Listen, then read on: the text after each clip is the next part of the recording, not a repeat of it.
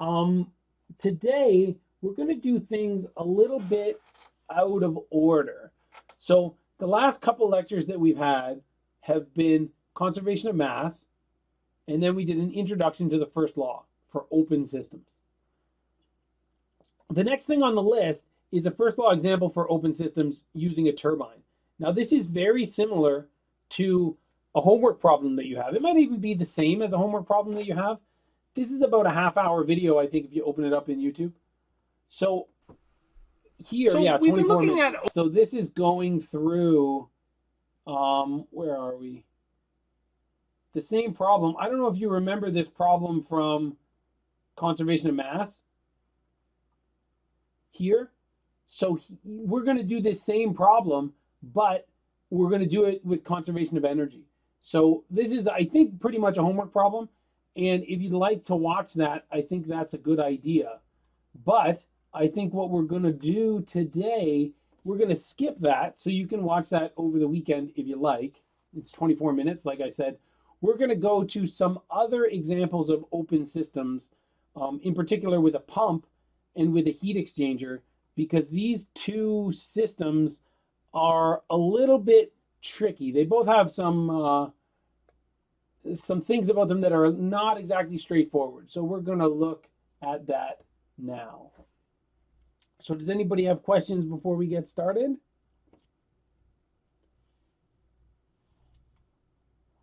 All right. So I'm going to tell you, right, pretty consistently that when you're going to do an open system problem, that you should approach it by answering these three questions here.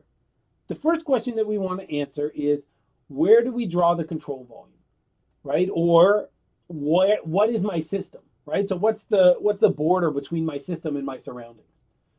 The second question is, what happens to the mass, right? We learned how to do conservation of mass for open systems, and it's, technically you do this for closed systems too. It's just in closed systems the answer is easy, because what happens to the mass is all the mass that was in the system at the beginning stays in the system.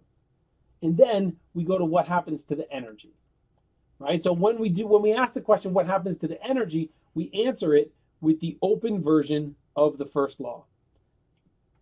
Here we have the amount of energy stored in our system over time, or at least the rate that the energy is either increasing or decreasing over time.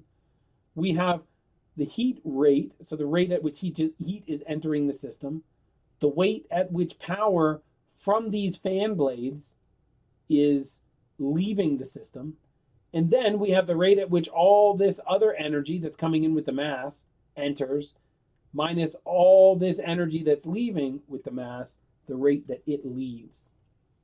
So this is our open system control volume equation, at least when we're dealing with metric units, right? And even when we're dealing with metric units, the kinetic energy term and the potential energy term are difficult, because if your velocity is in meters per second or your height is in meters, then what happens is these terms end up being in joules per second when m dot times h will be in kilojoules per second.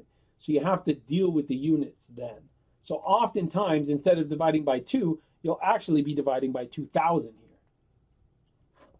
Now the problem gets sort of compounded when we're dealing with imperial units.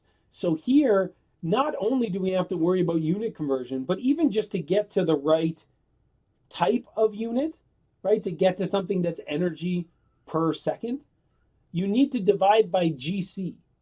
Remember, GC, it looks first like an acceleration, right? So the acceleration of gravity here on Earth is 32.2 meters per second squared. But then we got to multiply by this sort of ratio of foot pound or pounds mass to pounds force, right? Because we do this to get rid of, like this is the trick that they added to the imperial system, so that you can get 1 pound mass having a weight of 1 pound force here on Earth.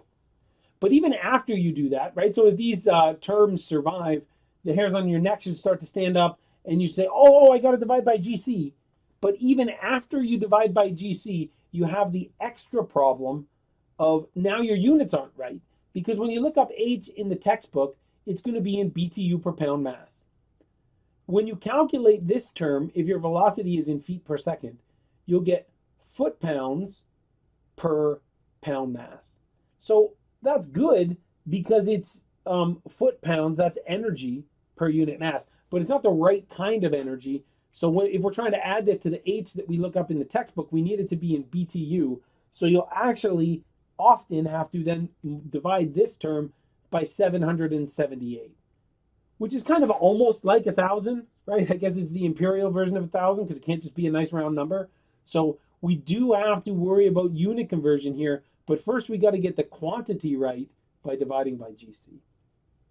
So there's this, the good news is most of the time we don't have to worry about this change in kinetic energy, and we don't have to worry about the change in potential energy. I guess the exception to that rule in this class is going to be when we're looking at jet engines where nozzles and diffusers are important components.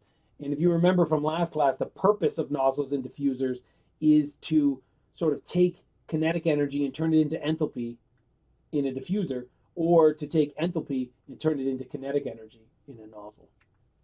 Right? So the units are sort of like double plus bad here in imperial units. Right? So what else did we learn? Right? So hopefully up until this point, right, I have to keep reminding you this because I think sometimes it feels pretty dry until we start to do more practical things. But we are getting there. Right? So trust me, thermodynamics is awesome, right? Even if you don't believe me, it's at least my opinion. Right? So we care because we want to put stuff together creatively to get to really cool things. And I just realized actually, while the starting points of both of these lectures are the same, we want to be doing lecture 17. So I think I have the wrong lecture open here. Sorry about this.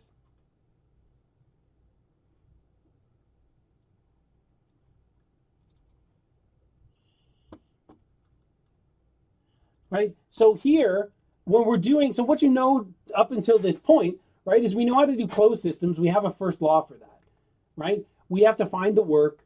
We can get delta U by looking up states, right? And the question that we have to ask is, well, what's the fluid inside the system, right? It's either water, and then we need to know the phase, or it's an ideal gas, and we need to know whether specific heat is constant or variable. So for open systems, we got to ask ourselves what happens to the mass, and then what happens to the energy, right? And here we're still interested in heat rate and work, but we got some other things that we have to deal with. But ultimately, we're going to get to this point where, unlike in the closed system where we have an equation for work, is the integral of PDV, here we don't really have a first principles equation for the power developed by the fan blades. So usually, unless we have enough information given to find the other piece of this, usually we're going to say it's a simple system where either heat rate or power is what we're looking for. But then we're going to have to find the specific enthalpies, right? So whereas in a closed system, we had to find the specific internal energy, now we're looking for specific enthalpy, which is U plus PV, but we're going to have to ask the same questions. What's the fluid? If it's water, what's the phase? And if it's an ideal gas, how are we dealing with specific heats, right? We're doing this because we want to understand processes, which are like Lego blocks, and we can put those Lego blocks together to make cool cycles. Now, thermodynamic cycles, what happens is you put a bunch of processes together where the end state for your last process is the same as the beginning state for your first process. And then you can just go keep going around and around and around, right? And we do this for internal combustion engines, or for jet engines, or for nuclear power plants, or for air conditioners. Right? And we can classify these different cycles we're going to look at in different ways. So first we can say what happens to the mass. Now it's not strictly true, but you'll see when we deal with internal combustion engines, we're going to assume that they basically are closed all the time. And then when we deal with these other cycles, they're going to be a series of open system components that are kind of chained together. Then we can classify these things by what's the fluid, right? So we have a couple systems like internal combustion engines and jet engines where the fluid is an ideal gas, usually air. And then we have some other systems like coal power plants and air conditioners where the working fluid is something that's close to the vapor dome. So in power plants, like coal-fired or nuclear power plants, the working fluid is typically water. So we're boiling water, and then we're running it through a turbine, and then we condense it. In an air conditioner, the working fluid is some kind of refrigerant, so we're also using a phase change process here. So both of these processes, we're drawing TV or PV diagrams with vapor domes on. The last way that we can characterize these things is kind of like, what's the point, right? So most of these are heat engines, meaning we're taking heat energy and trying to turn it into mechanical energy, right? So typically we're burning something so that we can get some kind of energy or power.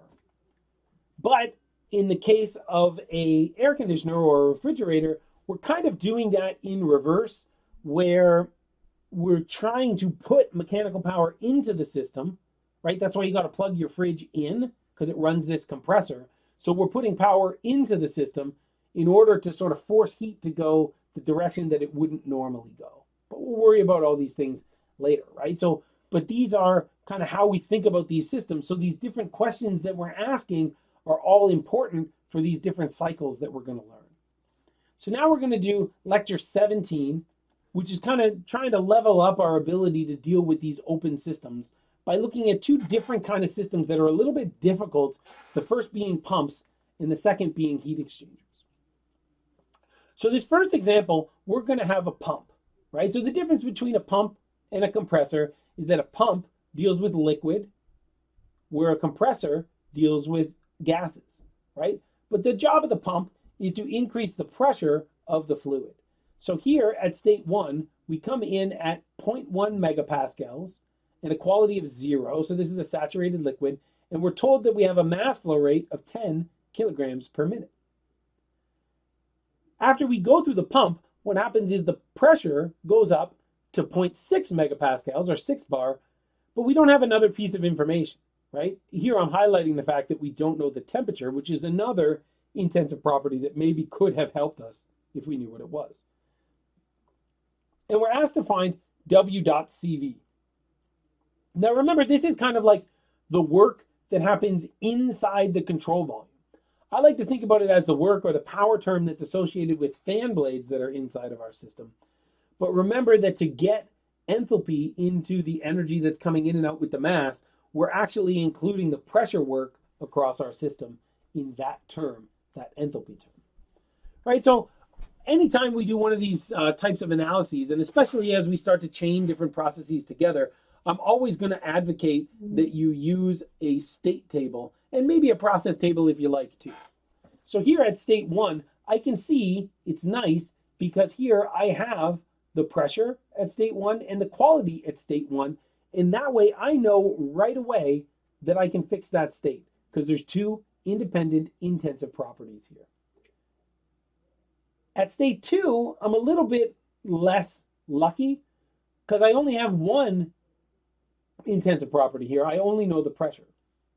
I sort of wish I knew the temperature because if I knew the pressure and the temperature, maybe I could fix the state, right? And then down here, I can keep track of, through this process, what's the heat rate and what's the power. So it's an open system. So I have these three questions. Where do I draw the control volume? What happens to the mass? And what happens to the energy? So here, first I'm going to draw the control volume, and the control volume is basically going to follow the inner wall of my pump, where it has an inner wall, and then it's going to be sort of porous or open to the mass here at the inlet and here at the outlet. Conservation of mass is the next step, so I know that dt by dm, or the rate at which mass is being stored in my system, is equal to the sum of m dot in minus the sum of all the m dots out. So here I got to look at some assumptions. So first, I'm going to say that the system is at steady state. I didn't just turn this pump on. It's not like, you know, winding up to its final temperature. It's not, or to its final sort of angular speed on the fan blades. It's not sort of working its way up, warming its way up to its final, you know, steady state temperature. It's already at steady state. So because it's already at steady state, nothing is changing with time. And since mass stored within the system is something, that's not changing with time either. The other thing about this system is that there's only one inlet and one outlet. So these summation signs will go away. So what I'm going to find here is that I would get 0 is equal to m dot 1 minus m dot 2, right? I can rearrange that to say that m dot 1 is equal to m dot 2. And because of that, I'm not going to bother with these subscripts anymore. I'm just going to call this m dot, because there's only one m dot, so I'm just going to leave the subscripts off, right? And I know the problem tells me that that's 10 kilograms per minute.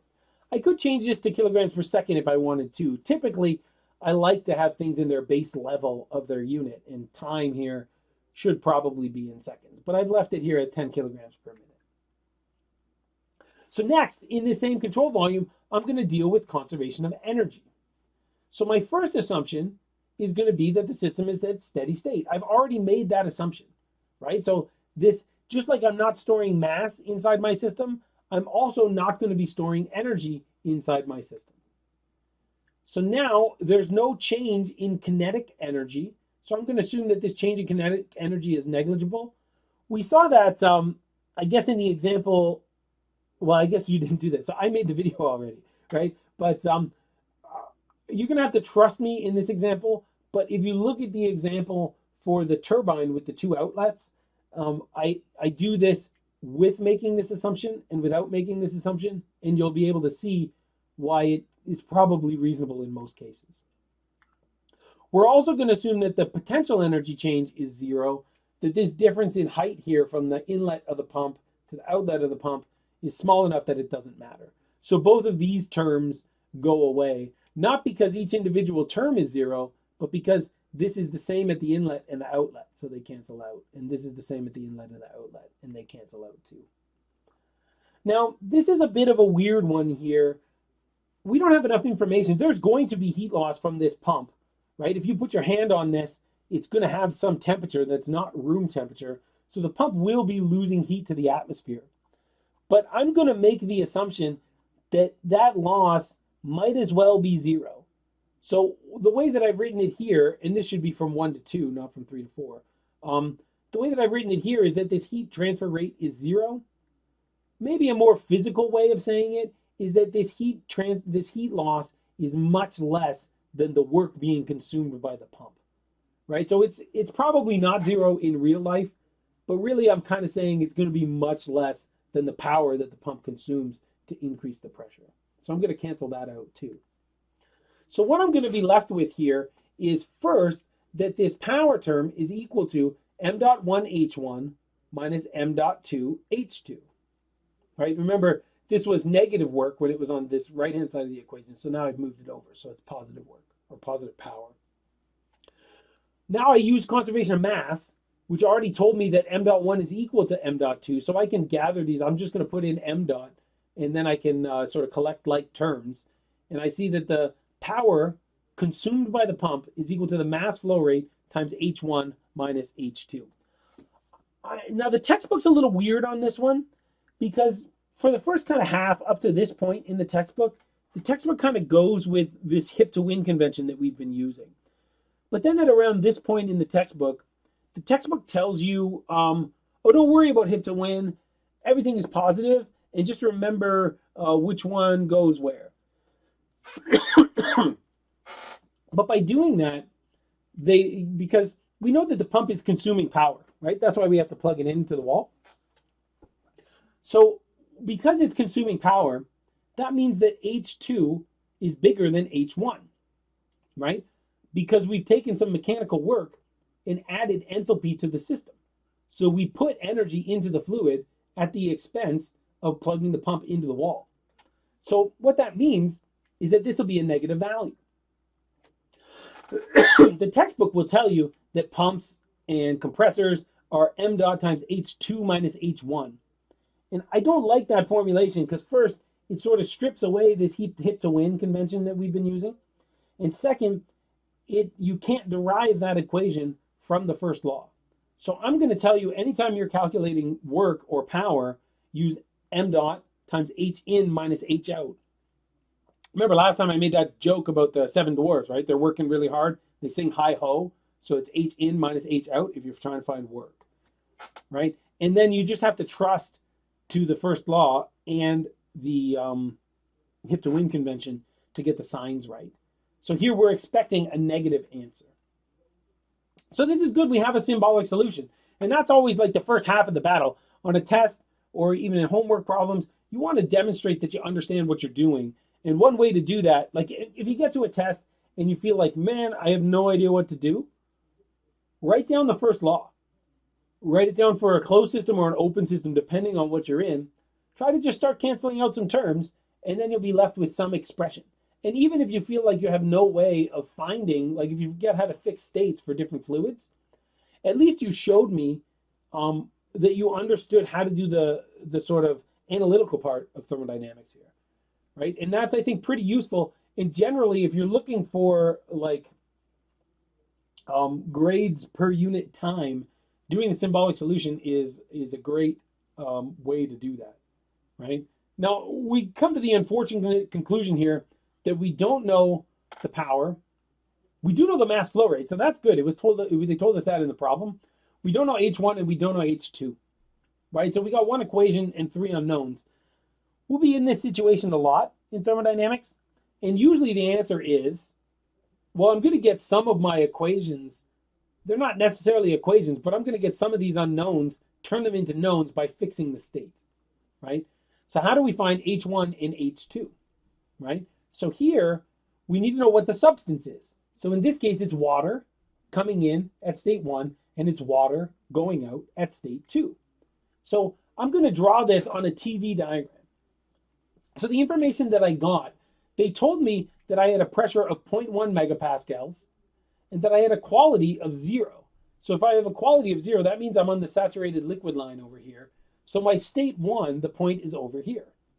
Now, what's going to happen is I'm going to go through this pump and I'm going to increase the pressure to 0.6 megapascals, right? Or 6 bar. So because the pressure went up, I slide this line up and I draw a sketch here of where 6 megapascals might be on this curve. Right? So here I know enough to fix state 1, but I don't know enough to fix state 2. Right? So H1 I can fix. Right? So H1, because I know the quality is 0, I'm going to look. This isn't a table from the textbook. I think this maybe comes from the FE exam. So here I look for the pressure. It has the pressure here in bar. So I have to remember that to move from megapascals to bar, I have to multiply by 10, right? Because 1 megapascal is 1,000 kilopascals and 1 bar is 100 kilopascals. So I have to multiply this by 10. And then I know the saturation temperature now. And then I know H is going to be HF because the quality is equal to 0. So here I know the quality is 417.4. I know the temperature in this state is going to be 99.62. That's the temperature where water is going to boil at 1 bar. And I know the specific volume. Here, this is just like the table in the textbook where this number has already been multiplied by 1,000.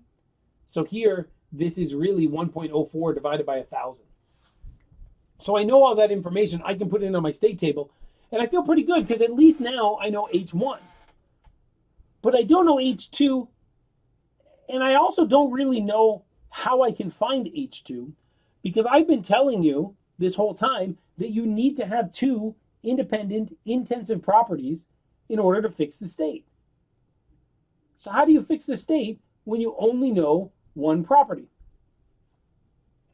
The answer is we have to make an assumption, right? So we don't know state 2. I'm pretty sure that this is going to be a subcooled liquid because pumps are supposed to deal with liquids at the inlet and the outlet. So I'm going to assume that the pump is reasonably well designed. I'm also going to assume, I don't exactly know what this means yet. We haven't talked about ideal processes yet, but I'm going to assume that the pump here is ideal. And I'm going to define ideal here as no temperature increase across the pump. So that the temperature at the outlet is the same as the temperature at the inlet. Oh, maybe you're thinking, oh, this is great. Now I have 2 intensive properties. And if at state 2, it's a subcooled liquid, this is an independent property because pressure and temperature are independent outside the vapor dome, right? But maybe you're also thinking, well, this isn't good, right? Because I know that the way that I would define or the way I would approximate HF or H here for a subcooled liquid is I would take HF at this temperature. But that's not good because this is HF at that temperature. So I'm in trouble here because I should get, if I approximated this the way that we usually approximate this, I'm going to get that the power is 0 because my delta H is going to be 417.4 minus 417.4, right? Now, if you ever design a pump that consumes 0 power, get that thing to market right away, because if I could, increase the pressure of a fluid in a pump that I didn't have to plug into the wall, that would be great. Now, it would also mean that you're living in a different universe than the rest of us, because there's no free lunch, right? That's what the first law tells us, that that we can't even hope to break even on lunch.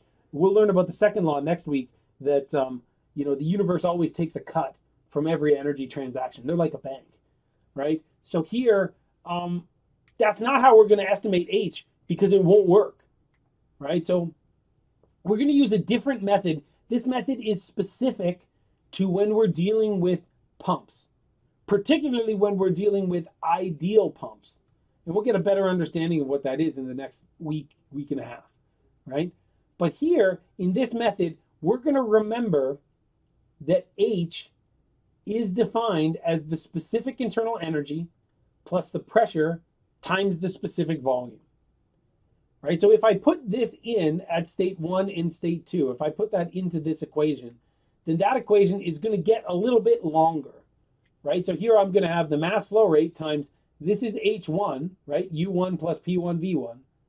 And this is H2, so it's minus U2 minus P2 V2. I haven't done anything mathematically illegal yet, right? I haven't made any kind of extra assumptions. This is just putting in the definition for H. Now I'm going to say that I'm going to assume that I know for real that U is a function of temperature and specific volume, right? I'm also going to assume that for subcooled liquids, the specific volume is just about constant. It's going to change, but it's not going to change by much, right? Maybe it changes a percent or something either way. Maybe not even that. So like the density of water or the specific volume of water is not going to change very much as I increase the pressure from 1 bar to 6 bar. So that means that U, the specific internal energy, is only a function of T. And I've assumed that T is constant.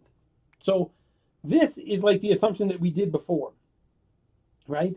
So remember we said U in subcooled liquids at a given temperature is approximately equal to UF at that same temperature. Now at the time, and I think it's generally true, that you can make this assumption also for H.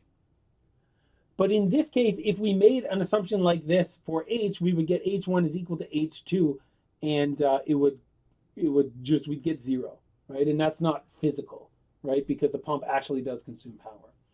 And what we know is that the big thing that happens in the pump is that the pressure changes, right? So by just getting rid of the specific internal energy terms here, we've still preserved the part that's changing the most, right? So the part that's changing the most is the pressure, and that still sticks around, right? So if I get rid of the change in U here, what I'm going to get is that the power consumed by the pump is m dot times P1 V1 minus P2 V2, right? So I've already assumed that the specific volume doesn't really change very much. So because I've already assumed the specific volume doesn't really change, I'm going to bring that out too. And I've already found V1 because I assumed that the water coming out or going into the pump was a saturated liquid, right? So I already found V1. So I'm just going to use V1. I could use V2 here too. If I knew V2, I could just say, well, I don't know V1, but it's about the same as V2. Doesn't matter which one I pick. But if I know one, I don't really have to find the other. And if it's water, I mean, it's going to be about 1 over 1,000. So now if I do this, I get the mass flow rate times the specific volume at either state multiplied by the pressure difference. And now I know that the pressure is going up, right? So P1 is 1 bar, P2 is 6 bar. So this is going to be a negative answer, which is what I expect from a pump. right? So now let's go through and check this out. So I know, here's my equation up here, right? I know the specific volume, right? I know the two pressures. So now I can work this out. I've turned these pressures into kilopascals because, like I said, I kind of like to have things in the units that I want.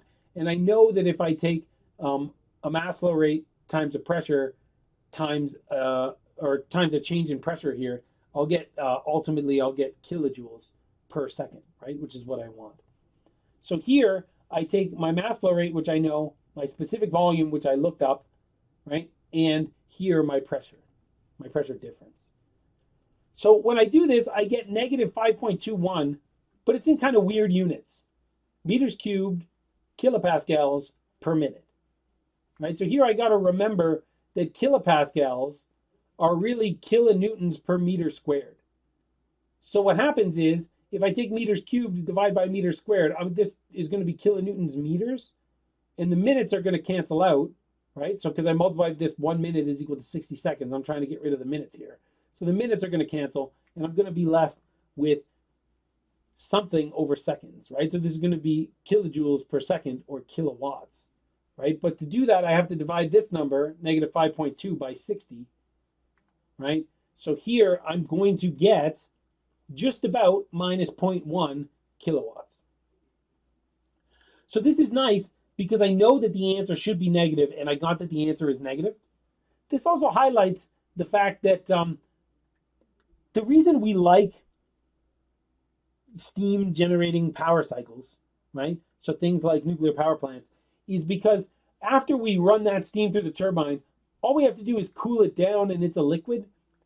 And it doesn't take much power to increase the pressure of a liquid when you compare it to increasing the pressure of an ideal gas, right? So here the energetic cost of increasing the pressure is fairly low. So that's pumps. Pumps are pretty tricky. I think, when we get to the second midterm, doing this kind of a process across a pump is something that people often mess up because there's this, delta H is equal to the specific volume times the change in pressure. That's a tough thing to remember. And then you sometimes got to get the units right. So I did want to go over this one with everyone, just so that you have the experience of seeing it before you start doing questions this way. So does anybody have questions before we go on to the heat exchanger?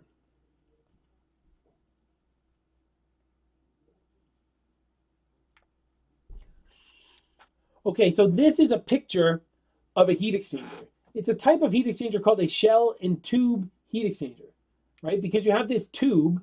In this case, there's refrigerant in this tube, right? That's the kind of stuff that you might see in your air conditioner or in your refrigerator. And then what's happening here is it's going from some point under the vapor dome to some superheated vapor. So this is getting heated up. And the way it's being heated up is we're passing air over it. So we're taking air that's at 32 degrees Celsius, it comes in and it runs over the tube and it transfers heat to this refrigerant. But what happens is because of that, the air is cooling down. So the air goes from 32 degrees Celsius down to 22 degrees Celsius. So even if you didn't know that this refrigerant was heating up, you can look at the air to tell you.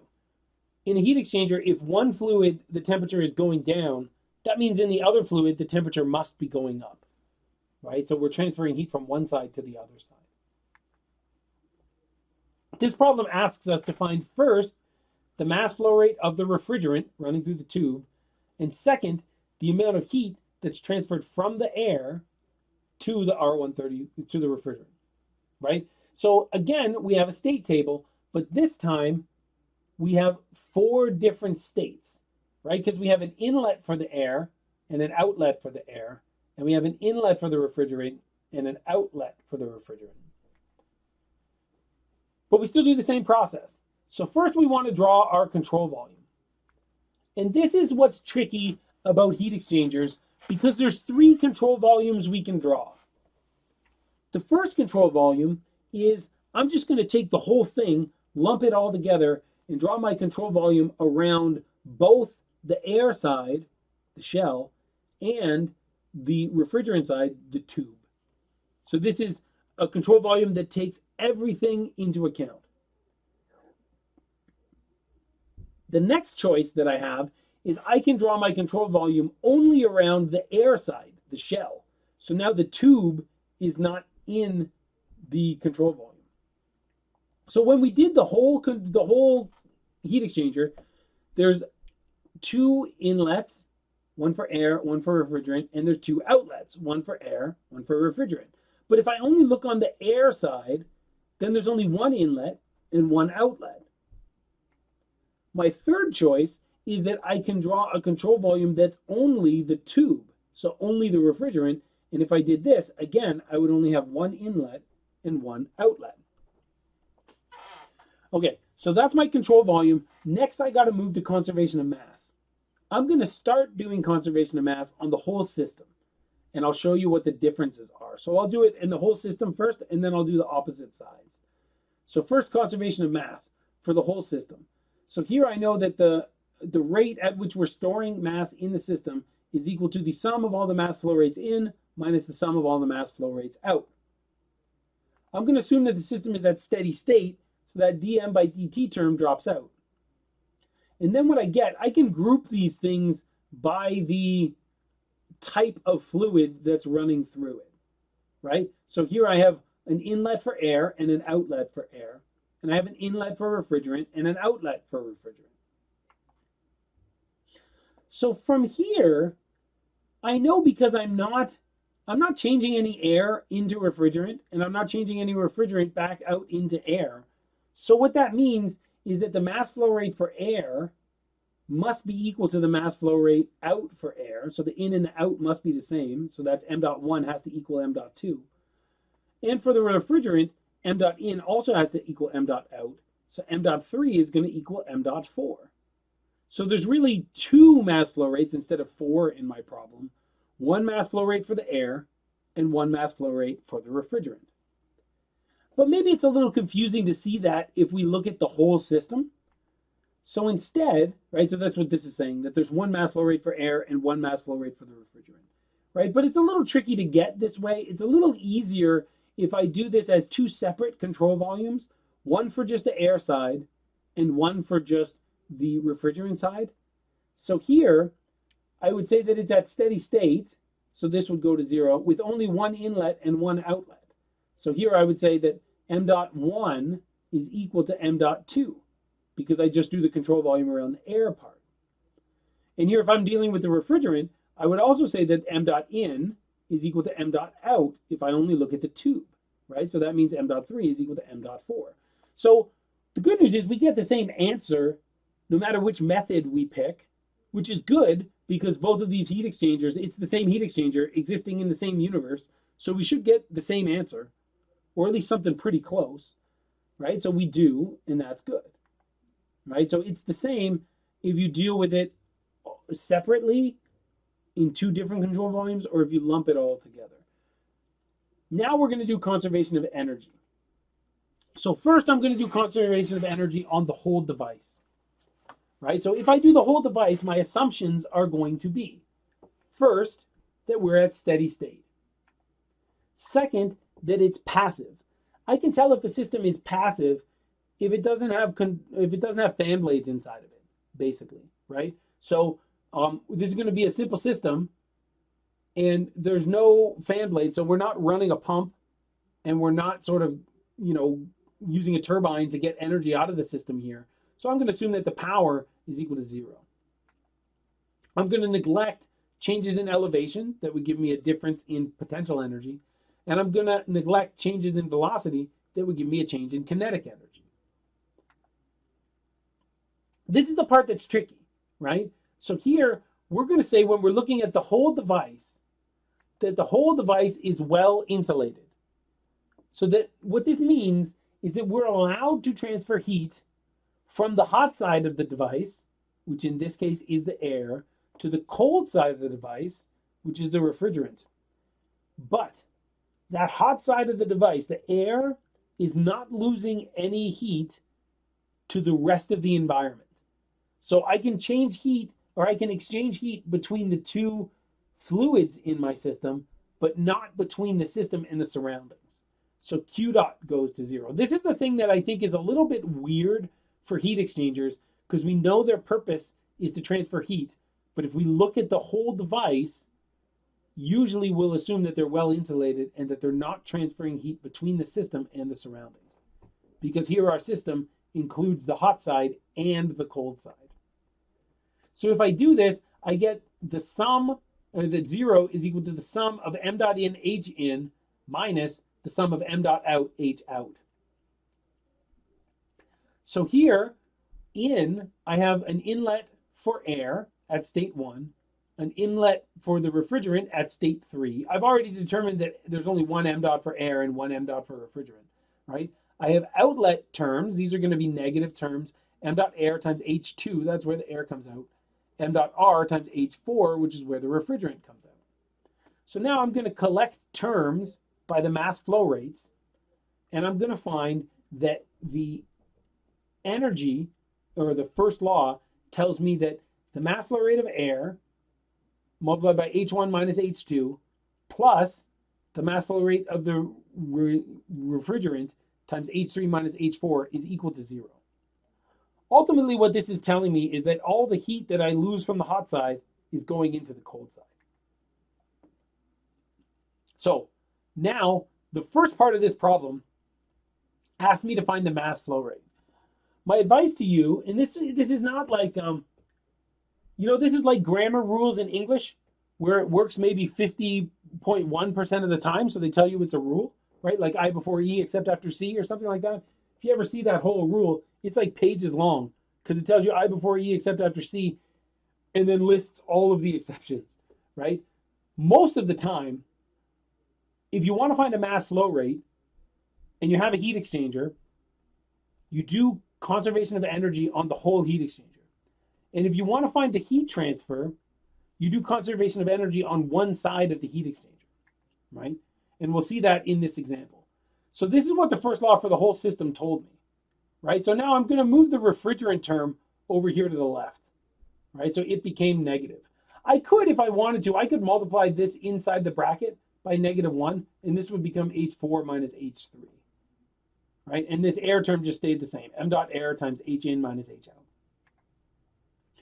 Now what happens is I took this equation and I divided by, well, first I guess I multiplied by -1 over here, and then I divided by this side, right? So here, well, it's not that I multiplied the equation by -1, I brought this negative sign into the bracket, right? So then we get this equation. So this is the mass flow rate of the refrigerant is equal to the mass flow rate of the air multiplied by some ratio of the specific enthalpies, right? Now this is the advantage of doing the whole system, is that you're going to get both the mass flow rate of the refrigerant and the mass flow rate of air in the same equation. And in this case, this delta H should be in the same units as this delta H, so this fraction should be dimensionless. So we should get our units to work out here, right? So here, this is just pointing out that we reversed the order. We became H4 minus H3 because we brought that negative sign inside the bracket. So this is good. Again, we've got a symbolic equation for the mass flow rate, which is one of the things we're supposed to find here, right? But as often happens in thermodynamics, we don't know the mass flow rate of the refrigerant. We don't know the mass flow rate of air. We don't know any of the specific enthalpies, right? So I got one equation and I got 6 unknowns, which is not great because I only have 6 terms in this equation, right? So we need to fix the states and we need to find the mass flow rate of air, right? So let's start to fix the states. We know here that state 3, I'm going to start with the refrigerant, is under the vapor dome because they told us the quality was 0.2, right? Because, so here I'm drawing this TV diagram, right? And I know the pressure was 5 bar, and I know that I'm under the vapor dome. So I look on my table, and it tells me that the saturation temperature is 15.74 degrees Celsius. So I know the temperature here too. So it's nice to know the temperature. I don't necessarily need it for the problem, but if I'm drawing my sketch, and T is on my vertical axis here, I know the temperature is 15.7 here. So I know the temperature here, 20, is bigger than 15.7, right? So this line has to be higher, which tells me that because I'm staying at the same pressure here, that I must be a superheated vapor for this refrigerant. So state 4 is over here to the right of the vapor dome in the superheated vapor region. So what do? Right? I can look up in the tables. Now I got to be careful not to use the tables for water here, right? So I got to find the two-phase table for refrigerant R134A. And when I look on that table for 5 bar, I see that the saturation temperature is 15.74. That's where I got it from. I get HF, HFG, and HG. So here I know that I have an equation for quality because they told me the quality here at state 3, right, is 0.2.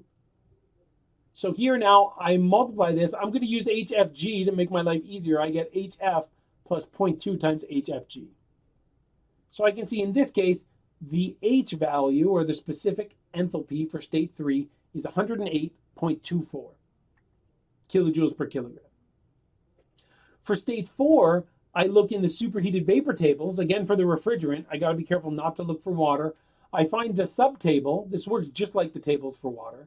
I find the subtable that's for 5 bar, and then I look for a row that's 20 degrees Celsius. And then I can just read this information off, and I'm going to put the H value, and I'll put the specific volume in here too. I'll put both of those pieces of information here on my state table. Right, so this is good. I fixed 2 of my 4 states.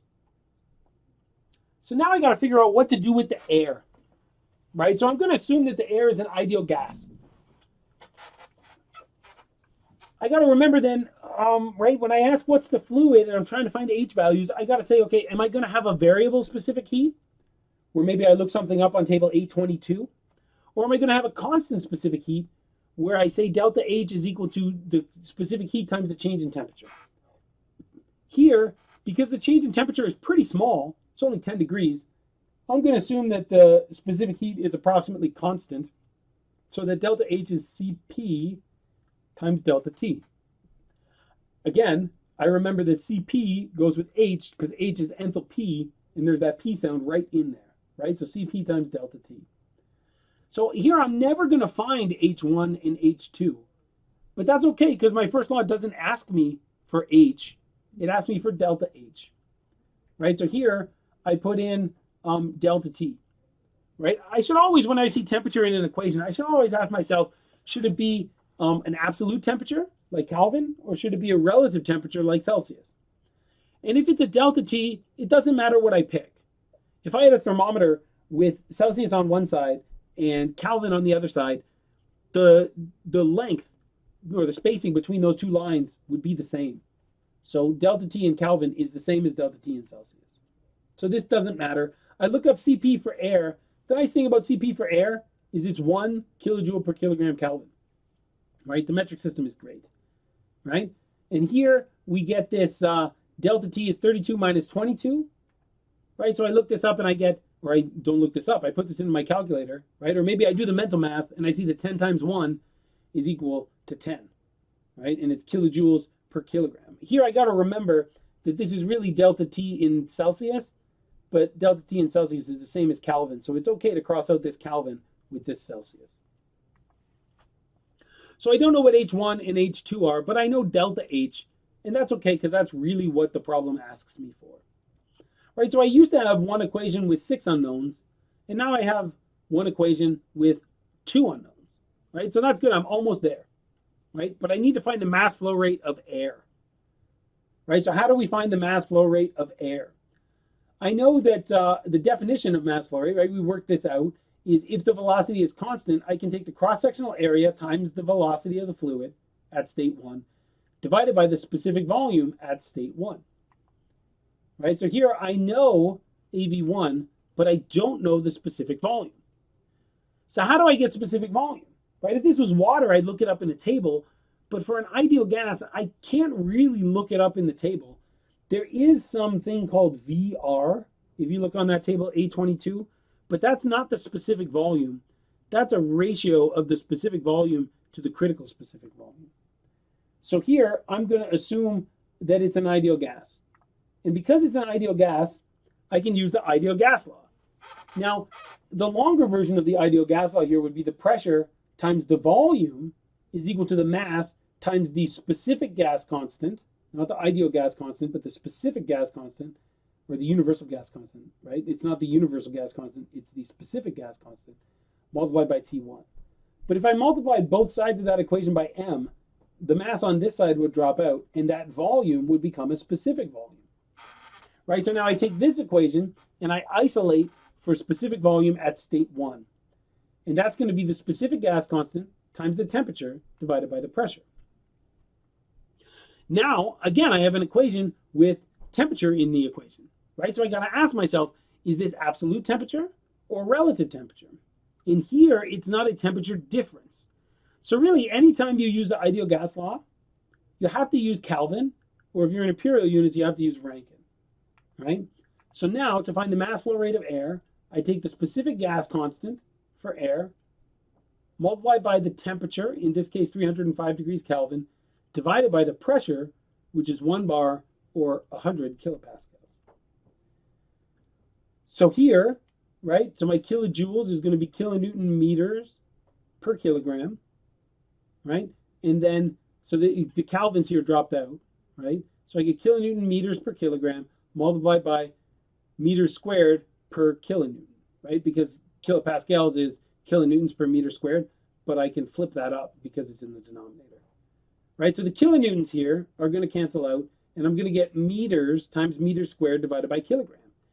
And that's really nice because meters cubed per kilogram is volume divided by mass, which is exactly what I'm supposed to get, right? So I don't know if this number is right, but at least the units were right. And that tells me that, you know, maybe I screwed up putting stuff into my calculator, but at least process-wise, I think I got this one right.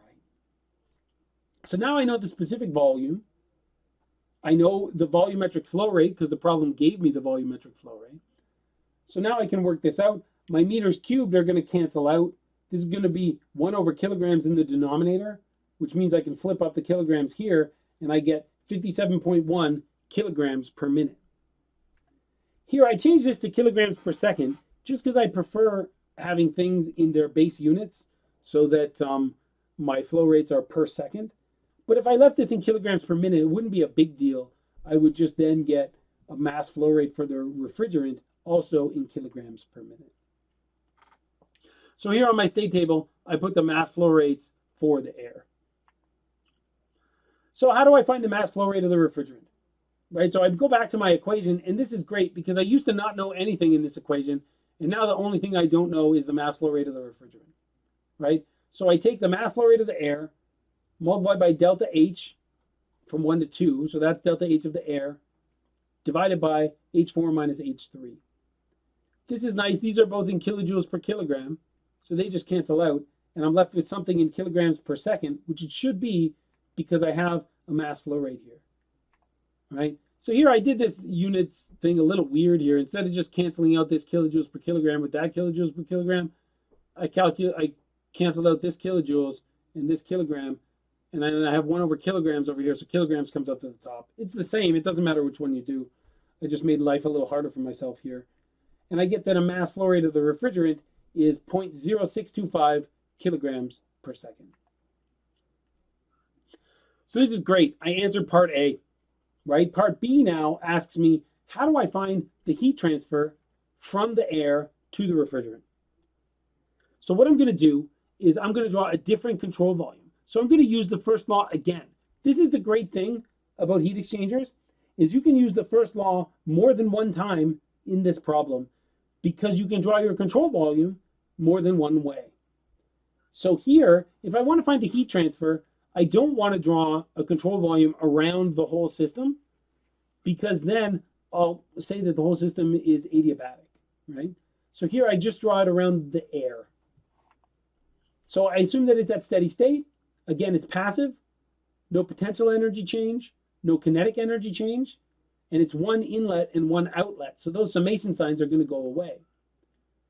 When that happens, I get this equation, which I can simplify because I know from conservation of mass that m dot in of air is equal to m dot out of air. So then I just have m dot air, and I can isolate now for the heat transfer. Now, remember that for work, we had the dwarves, and it was hi-ho, h in minus h out. if we solve for the heat transfer rate, we'll get the opposite, H out minus H in. And that's just because Q is positive and work is, it's Q dot minus W dot in the first law. If anybody knows any good Disney jokes where we can make this ho high, I'd be certainly interested in knowing about it. But I can't think of a good way to remember that except that, heat transfer is kind of the opposite of work. So we're expecting to have H out minus H in here. I know the mass flow rate of air. This equation is H2 minus H1, but in my table I have H1 minus H2, so I have to multiply this by -1, right? So here I found that the heat transfer from the air to the refrigerant was negative 9.5 kilowatts. Now, does this make sense? Right, so kilowatts is the right unit, right? But the air, we know the air was being cooled down, right? It's moving from 32 degrees down to 22 degrees, right? So it must be losing heat, right? Heat in is positive, so heat out must be negative, right? So that's good. I don't know if this is the right number, but it's got the right sign and it's got the right units, right? Another thing, I wouldn't necessarily do this on a test, right? But if this was my job, I would also calculate this on the refrigerant side because I've assumed that all the heat that leaves the air goes into the refrigerant. So I'm going to calculate this on the refrigerant side too, and I expect to have the same magnitude for the heat transfer, but the heat is coming into the refrigerant, so the sign should be different. So now we're going to do the first law analysis on the tube side of the refrigerator, right? This is going to be steady state, no work, no change in elevation, no change in velocity. We're going to get the same equation, right? Continuity, again, that there's only one mass flow rate in the refrigerant, right? So now the heat transfer from the refrigerant to the air, or in this case, it's still from the air to the refrigerant, but this is from the perspective of the refrigerant, right? It's going to be m dot r times H out, that's H4, minus H in, which is H3. So we work this out. You check the units, the kilograms cancel. We're going to get kilojoules per second. That's good. And the answer that I get here is positive 9.5 kilowatts, which is great because this is exactly what it should be. If the whole system is insulated, that means all the heat from the air has to go into the refrigerant, right? So that means that if it's negative 9.5 kilowatts from the air, it should be positive 9.5 kilowatts to the refrigerant, right? And that's what we got here. So I'm feeling pretty good about this answer. So I think those are the two sort of trickier components that we'll deal with early. Nozzles and diffusers get a little bit tricky too. We'll deal with that more when we get to turbojets. But for now, that's what I wanted to leave you with. Does anyone have any questions about these two problems that we've done?